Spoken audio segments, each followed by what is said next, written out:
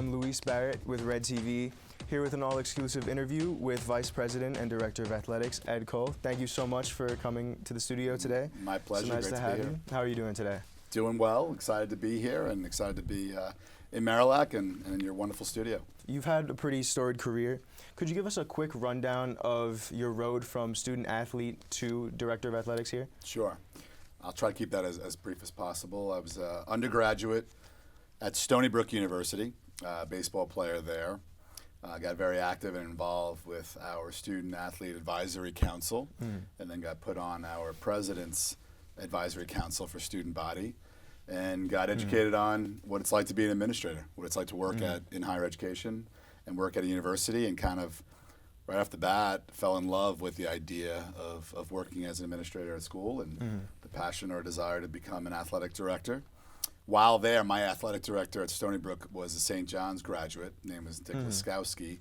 He actually worked at the university here as well as an associate athletic director. So he helped me get a graduate assistantship here. Okay. So after Stony Brook and finishing my short-lived baseball career and my short-lived baseball dream, unfortunately, became a grad assistant here. So worked in the athletic office on the external affairs side for a gentleman named Rick Kull, and our athletic director at that time was Dave Wesen. And got my MBA in the Tobin School of Business. So became a graduate here and enjoyed going to classes at night while learning athletic administration by day. Quickly became assistant athletic director, then associate athletic director for external relations. While here, kind of befriended an alum of the university while trying to sell tickets and trying to sell a little bit of sponsorships. Mike Rapoli, who had graduated from our sports management program. And he offered me an opportunity to work for him at Vitamin Water, which is not far from here in Whitestone, Queens, right off the Whitestone Expressway, right at the service road there, the Octagon building, right where that New York Times building is. And so worked for him for about 7 years. Sold the company in 2008 to Coca-Cola, where I stayed on another three and a half years with Coca-Cola, moved over from Vitamin Water to Powerade. Always doing sports entertainment and sports marketing. So got to do that. A wonderful experience, a tremendous education. Vitamin Water sold for $4 billion at that point in time, and got to learn at Coca-Cola, one of the largest global brands in the world, and just enjoy that experience. I almost got another MBA doing it.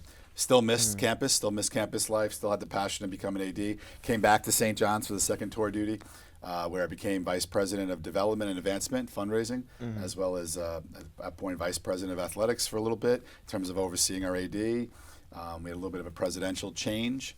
I left in January of 16, went to work for the NFL for a year and a half, 2 years, and then spent 6 years at Fordham University as their athletic director.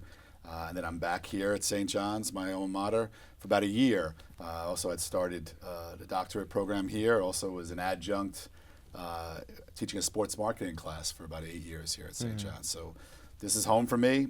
Family, born and raised Brooklyn, Queens. My first St. John's experience as a young kid was Felipe Lopez's Midnight Madness, when Midnight Madness actually took place at midnight.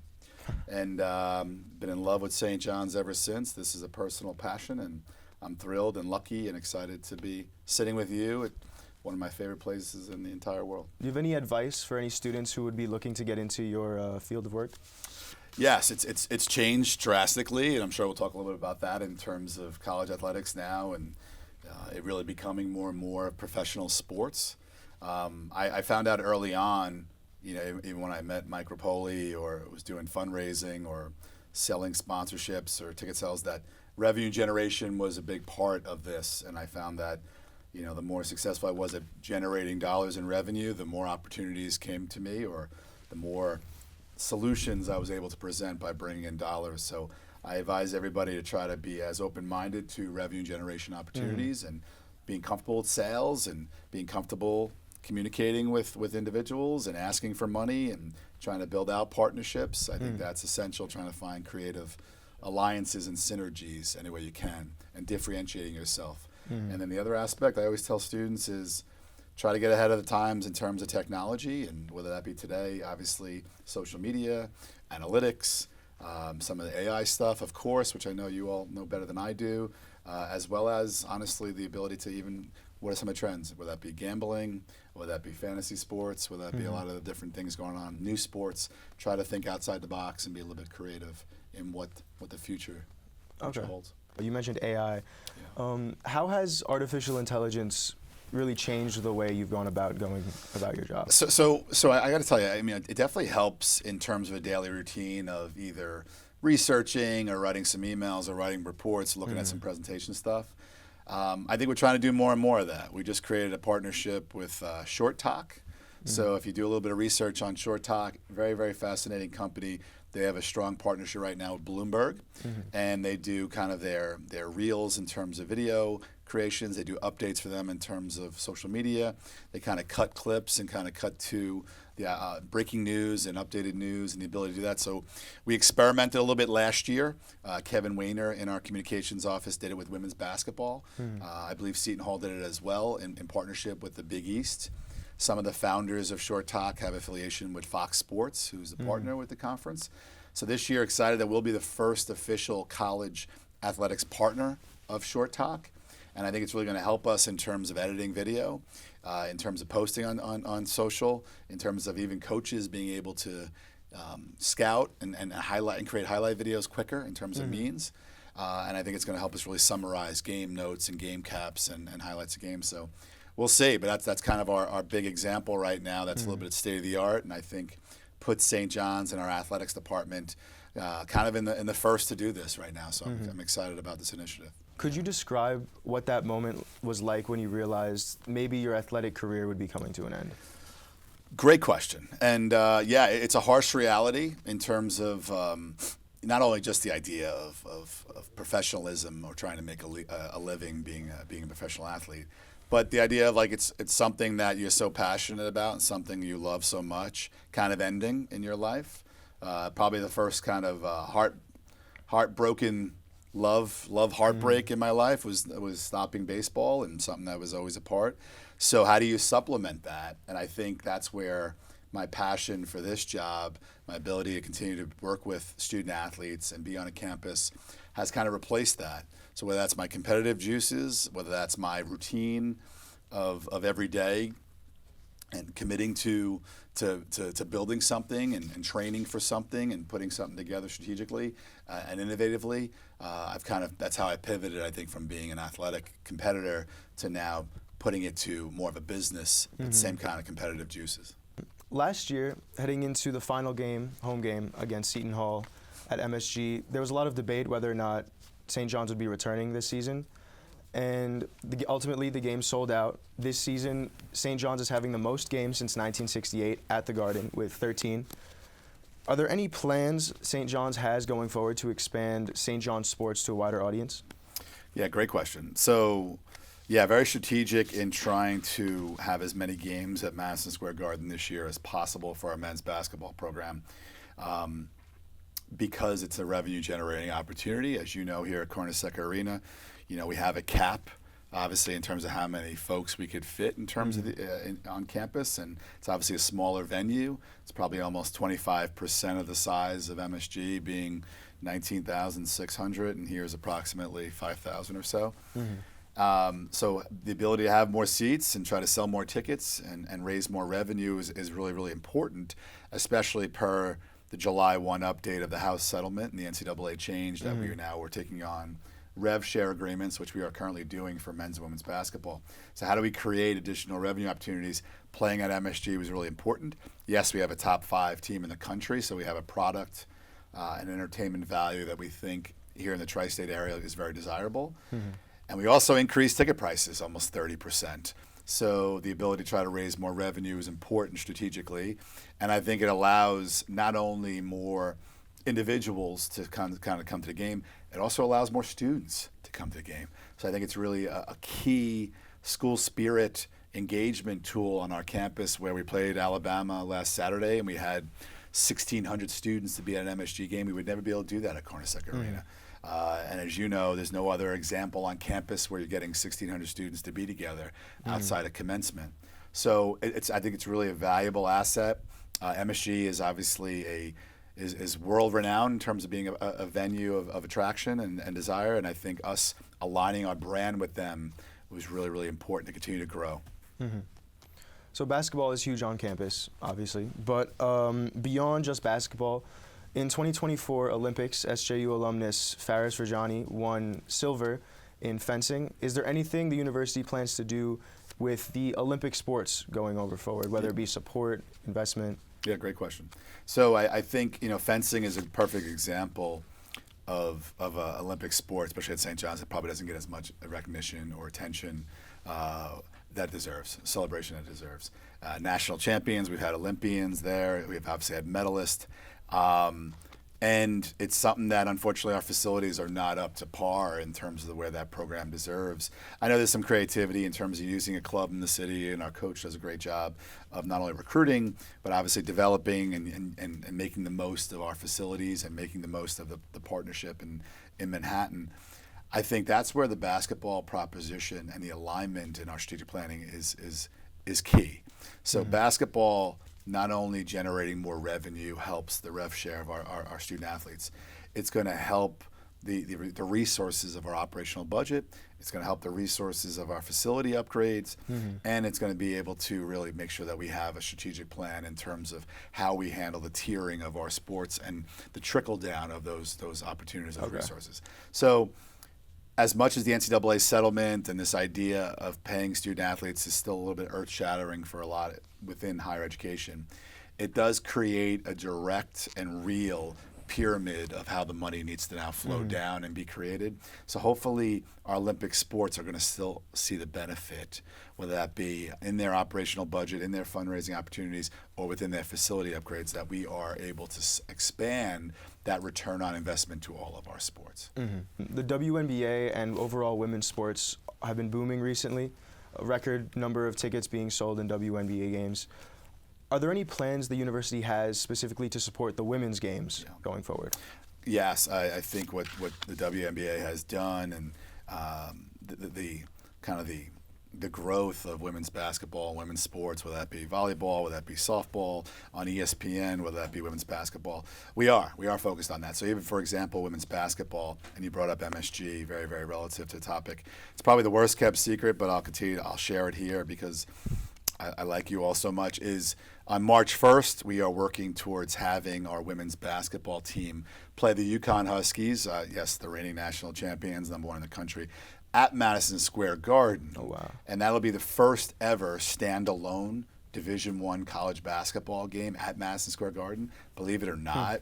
There used to be some Maggie Dixon Classic tournaments. There's been some other tournaments there, but never a standalone game. Even our women's program has played as a part of a doubleheader with our men's team. So this will be kind of a revolutionary thing for us, which we think is the right time, the right commitment, and the right time. So we're partnering up with the Big East Conference, trying to get them behind also support women's basketball. Our little bit of Women's Sports Day with our TV, a national TV partner that'll pick up the broadcast as well, and try to make sure we are highlighting all of our women's sports. Our softball team, which won the regular season title in the Big East last year, I think you're seeing what ESPN is doing in terms of the broadcast of those championships. I think eventually, hopefully, that becomes a separate media opportunity for softball. And then volleyball, led by Nebraska there in the Midwest, that had almost 90,000 fans attend their large competition. I think you're seeing growth in that women's sport. So I think that's going to be contagious for all of women's sports. And I think eventually you're going to see women's flag football be a varsity sport in college athletics. So you're seeing a lot of good positivity in women's sports here. To focus back on the NCAA settlement, could you just talk to us a little bit about the Red Storm Investment Legacy Fund? Yes, I appreciate you bringing that up. It's as of July 1, the House settlement was approved. We took on the rev share agreements, or the rev share commitment to men's and women's basketball, and we created the Red Storm Legacy Investment Fund for donors to help now support those individuals, those student athletes that we want to be a part of. So a little bit to back up a little bit. So obviously we don't have FBS football here in terms of Alabamas of the world or Tennessees or that are generating hundreds of millions of dollars around college football. We do obviously have some high-end college basketball in the Big East, a premier conference. So we're not generating enough money that there's constantly a margin of spinoff. So how do we creatively do that? So I talked to you a little bit about obviously the MSG games, ticket price increases. We have a new Adidas apparel deal, which we're very excited by. We did a whole reseat kind of fundraising campaign, utilizing our ticket locations to help generate more fundraising dollars that'll help our rev share piece. And then of course that fund is where they'll all be directed. Unlike NIL collectives, which was prior to the House settlement, you were giving to a collective kind of externally from the university or within some of the athletic departments, and you were not getting a tax write-off or a donation gift. Okay. This is treated just like a scholarship or an endowed fund or professorship, that the funds would come to us and we're able to allocate to the student athletes like any other stipend, scholarship, or award that way. Okay. We're trying to be creative on how we find additional funds and opportunities, and whether that be licensing, collectibles, additional sponsorships, naming opportunities. But that's just a wonderful fund that will direct traffic to those that want to help a student athlete directly. How do you feel about the influence of NIL or the future of NIL in collegiate athletics? So I'm very supportive of it. As you can tell, I'm a non-traditional athletic director. Right? We talked about Vitamin Water and Coca-Cola and NFL, and I had the pleasure of a lot of athlete endorsements there, and I've worked with the London Olympics. I did the South African World Cup. We had LeBron James when I was at Powerade, and Tom Brady when I was at Smart Water and Vitamin Water. So Kobe Bryant. So we had these athletes. I understand the power and the value of endorsement deals and athletes being able to be compensated, whether that be the Ed O'Bannon case in the video games and the popularity of gaming. Keep in mind that when NCAA started this, student athletes weren't even able to play guitar in a wedding and get paid. Or I had a student athlete at Fordham University that was a professional tattoo artist. She couldn't give out a tattoo and collect money to do that. Or pick a sport, any of those student athletes couldn't even give a lesson to a young youth club person and get paid. That was forbidden by the NCAA. So the NCAA wanted to allow income to be had, and they couldn't have their own YouTube page or their own social media following and make money. So that's where this began in terms of the ability, all right, they should be able to make dollars utilizing their name, image, and likeness or their social media following. Obviously, it's swung, the pendulum has really swung to the other side in terms of pay for play and in terms of not having an actual service or pending. So we're trying to find a happy median there. I think that's where the NCAA would like Congress and obviously government to get involved. Obviously, that's a whole political conversation. But I think there needs to be a happy median there. Challenging to achieve right now because obviously the train has left the station. How do you implement a salary cap when obviously the student athletes are able to generate what they can right now? They all have agents and representation and marketing support. So it's going to be interesting to see where this goes. But I am supportive. I just think we need to be able to find a happy median that we can control and help govern to a safe place. And also be able to make sure we continue to educate and support our student athletes so that they're making sure they're making good decisions and we're giving them financial literacy and legal support and accounting support, that we're not giving them, putting them in harm's way. Circle back to the Adidas deal that you mentioned earlier. That was a massive deal in St. John's program history. Are there any future ideas? Are there any ideas going forward relating to expanding the St. John's as a brand? Yes, I think to that kind of big question. That's a good question. I think we're trying to do everything possible. So whether that be selling naming rights of Carnesecca Arena, something we want to try to do. How do we get more naming rights in some of our facilities? The ability to get more corporate partners in here, I think, is important in terms of sponsorships. Whether that be NIL, whether that be rev share, whether that be just St. John's Athletics. We just announced, I guess a week ago. Going back to ESPN Radio to have a radio partnership where all of our men's basketball games are broadcast, additional inventory for advertising and sales. You talked about the MSG growth, the most games we've ever played at MSG. We talked about the women's game at MSG. How do we continue to grow that partnership, whether that be from other media sources? We're doing some fun stuff with MSG Network. There's currently, if you saw a little bit last year, a docu-series that aired on Vice. I think we're going to come back for year 2 on that in terms of the ability to try to really behind the scenes of Coach Bettino and the team. And that, I think all those are wonderful examples of how the brand can continue to expand and grow. And I think we're open to everything and anything more we can do. So I think the more brand opportunities, the more not only just for St. John's athletics, not only for more revenue opportunities for athletics or advertising, the better it is for the university.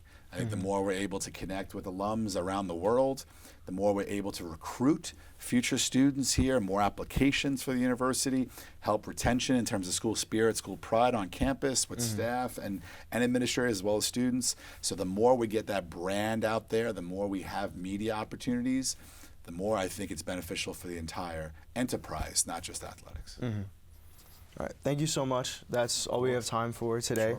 Before you go, is there anything you'd like to leave St. John's students with?